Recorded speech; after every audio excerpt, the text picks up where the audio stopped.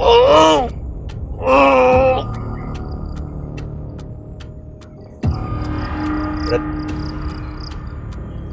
Brad, ayos ka lang? Hindi yan. Ay, Oo, ako ito. Hindi. Masaya ako. Nagkasama kayo ni Marabila. salamat sa tulong mo tayo. Kaya ako dito mo. Huwag mong intindihin. Umuwak. Nandito ako. Sasabihin lang ako sa'yo. At sasabihin mo kay William. Kailangan yung huli. Madaling panahon. Si Julius. Kahit ang matagal ko siyang mahuli, ay hindi na siya babalik sa kanyang katinuan. Patuloy kami mag-lockdown ni Adrian. Tatawagin natin si tatay ko mga tol dahil patulong tayo sa kanya sa nangyari kay Brad Julius mga tol. Tanggal ang liston, Brad. Tanggal ang liston.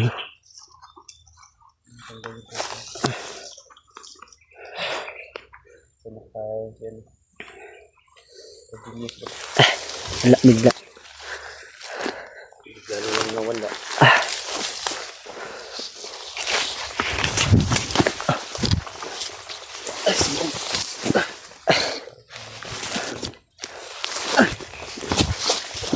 Mga tol, hanap tayo ng pwesto kung saan tayo pwede tumawag kay tatay ko mga tol. Hindi pa tayo ng idea bakit para kay Julius mga tol.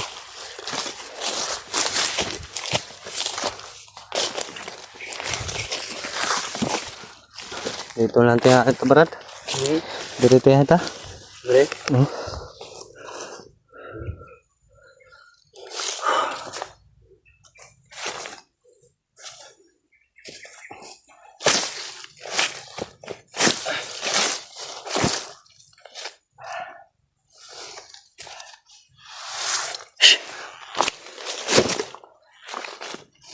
na ako. Ano? Sana pumasok si tatay ko sa akin. Paliwanag mo sa akin kung papasok si tatay ko sa aking katawan. Paliwanag mo sa akin yung sasabihin niya sa akin, ha.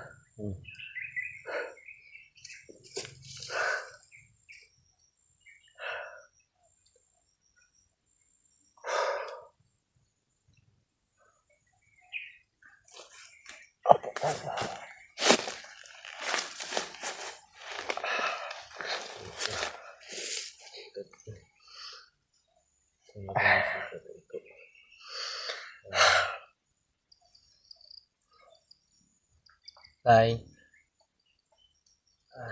dito po ako tayo, no, na humingi sa iyo ng tulong. Gusto kong makuha agad si Brad Julius. Naiwak, Brad.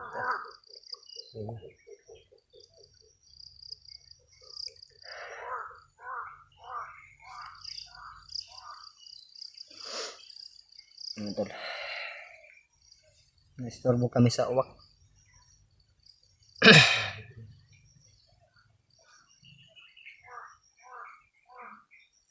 Yan muna natin yung uwak, brother.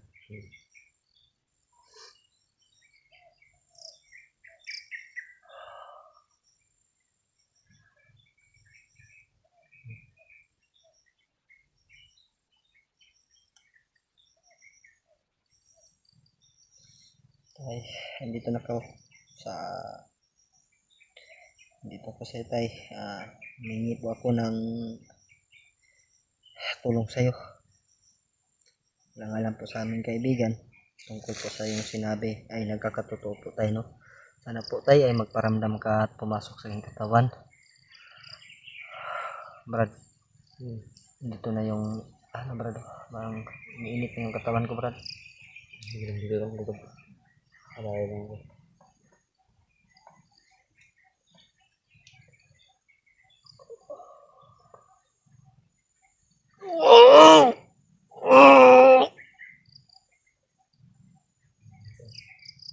Brad? Brad, ayos ka lang? Adrian. Tay, Oo, ako ito. Adrian. Nasaya ako. Nagkasama kayo ni Brad William. maraming salamat sa tulong mo, Tay. Kaya ako nandito ngayon. Huwag mong intindihin. Ang uwak, Sige, Tay. nandito ako. Masasabihin lang ako sa iyo. Ano At po yun, sasabihin Tay? mo kay William. Sige, Tay. Kailangan niyong mahuli. Madaling panahon. Si Julius. Dahil pag matagal pa siyang mahuli, ay hindi na siya babalik sa kanyang katinuan. Hindi na siya kayang gamutin ni William pag matagalan pa. Nakikinig ka ba, Adrian? Oo, Tay. Nakikinig ako sa iyong mga sinabi, Tay. Huwag kang mag-alala. Tutulong ako sa inyo.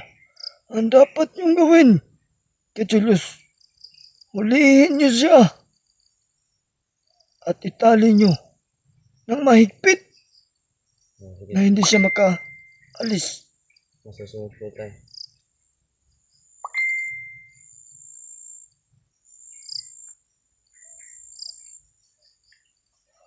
May ibigay ko kay William kung ano ang gamot na painom ko kay Julius. Siya ang magbigay kay Julius. Pilitin niyong mainom ni Julius ang gamot na ibigay ko kay William Adrian. Opo, Tay. Kaya bibigyan din kita ng pantanggal ng hypnotize tulad kang William. Pero may gamot akong ibibigay kay William. Pag mahuli niyo na si Julius, itali niyo ng mahigpit sa puno at lagyan ng mga damo sa paligid. Yan ang gawin niyo pag mahuli niyo si Julius. Adrian, Opo, Tay.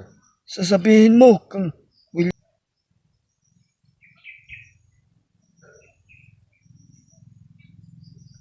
Masaya ako dahil bumalik na yung pag-iisip mo. Dahil na yun sa tulong mo, Tay. At saka ni Brad Oo, William. dapat wag mo nang ulitin ang ginawa mo, Adrian. Oo, Tay. Dapat nagpausok kayo bago niyo ako tinawag. Kaya nga, Tay, wala. Yung problema, wala kaming dalang gamit para ipusok. Oo. Kaya sa susunod,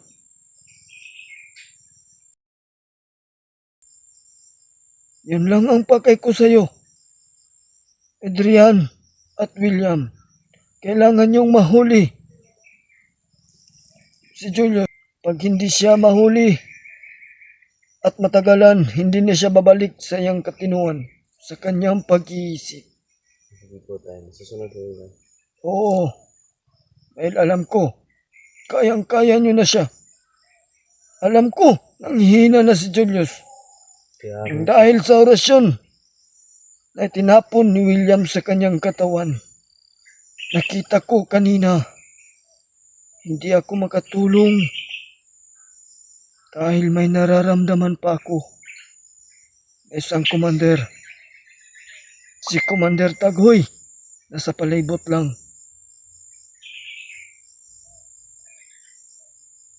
Kaya Adrian, Tay. kayo na ang bahala ni William. Sige po, Tay. Pagkatapos kong bigyan siya ng panggamot kang Julius, gawin mo ang lahat, ninyo ang lahat, para makuha si Julius at ang kanyang kapatid.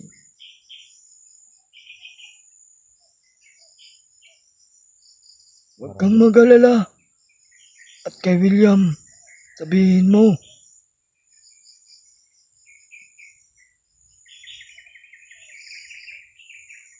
na huwag mag-alala kay tatay ko. Ha? Oo, Tay. Intindihan mo ba yung sinabi ko? Oo, Tay. Intindihan ko po, Tay. Maraming salamat, Tay. Pinaikot-ikot ko yung salita Kung baka sakali na hindi nyo makuha si Julius, diyan na ako papasok. Pero alam ko ang kakayahan ni William. Sobrang napakalakas niya. Nang dahil sa aking binigay sa kanya, dami niya niyang mga agimat sa katawan. Hindi na siya tinatabla ng balad. Malakas din si Julius. Kaya mag-ingat kayo. Opo, tay. Brad.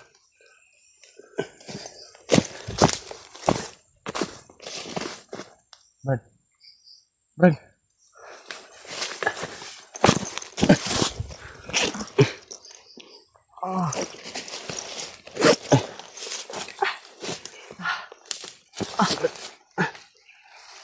Ayos ka lang, Brad. Pinapawisan ka, Brad.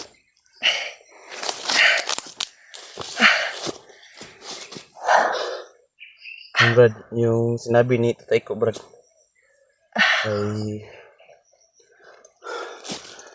dapat kong sabihin sa'yo, Brad.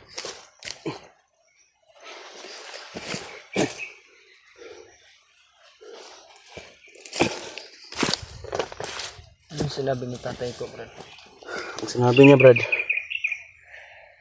kailangan doon nating mahuli si Julius sa madaling panahon. Baka hindi na siya maibalik sa dati. Kapag mahuli doon natin siya, itali natin sa malaking puno. Yun yung sinabi ng tatay ko. At itali doon natin na mahigpit. Tsaka may Brad, may ibigay siya sa iyo na gamot. Yun yung sabi niya. Paano niya ibigay, Brad? Yun lang, Brad. Hindi ko... Basta yung sinabi niya sa akin, Brad, may ibigay siya sa iyo na gamot.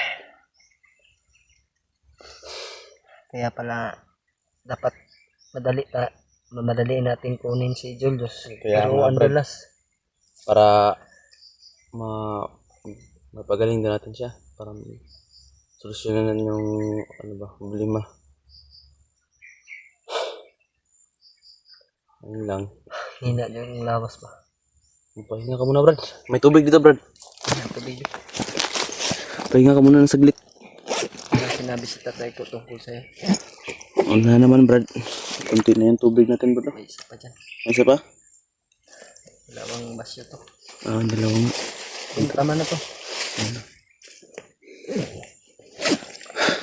Ilagay muna yan sa para makasakali dito tayo ng tubod. Kuha tayo ng tubig.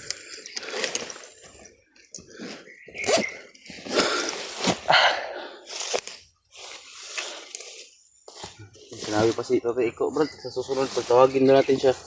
Magpausok tayo. Bakit daw? Sobrang daming lamok. Sinabi niya yon? Oo, yung sabi niya. Sabi ka naman tatay ko. Pero Hindi ka nga namin nakikita pero tinatablan ka pa rin ng lamok. At saka, bibigyan niya ako ng Brad, kapangyarihan, pagtanggal ng hypnotize. Kailan Yun yung kaya? sabi niya. Binigyan ka niya ngayon? Hindi pa. Baka siguro sa susunod. Baka Kailangan natin makuha si Julius. Kung mag-alay kami, dapat nandun ka ha? Sa susunod, kanina, mag-alay. Brad, yung encuentro natin si Julius, nandun pala sa Taiko. Bakit? Sinabi niya yon? Oo. Ano daw? Bakit daw? Hindi siya makatulong dahil, may isang commander pa raw. Yun, yung sinabi niya. Hindi minention yung pangalan ng commander?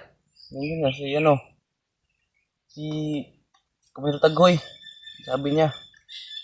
Pero alam niya naman daw, Brad, na nangihina na yan si Julius, kaya kailangan natin gamutin kaagad. Kita natin, kunin natin talaga si Julius. No?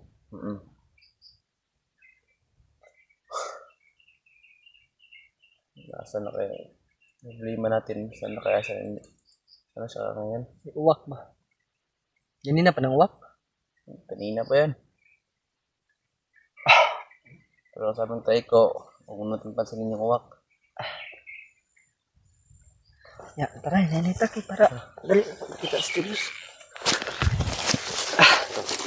Kita natin kaagad si ano. Bro Julius. Yun matulo. Kahit konti lang yung sinabi ni Adrian sa akin, kailangan po talaga namin makuha si Julius matulo. Dahil daw, ano, Ito na yung pag matagalan po daw mga tol ay hindi na po daw babalik si Bro Julius sa kanyang katinuan, sa kanyang pag-iisip. Kung matagalan pa namin makuha si Bro Julius. At alam na po ni Tatay ko na nanghihina po talaga daw si Bro Julius ngayon dahil sa orasyon to na ko. Ganyan. version na nilagay mo. Ngayon matulo. Kailangan namin mahuli si Bro Julius at itali po daw namin sa malaking puno ng mahigpit. Mahigpit to, Brad. Pagkatali.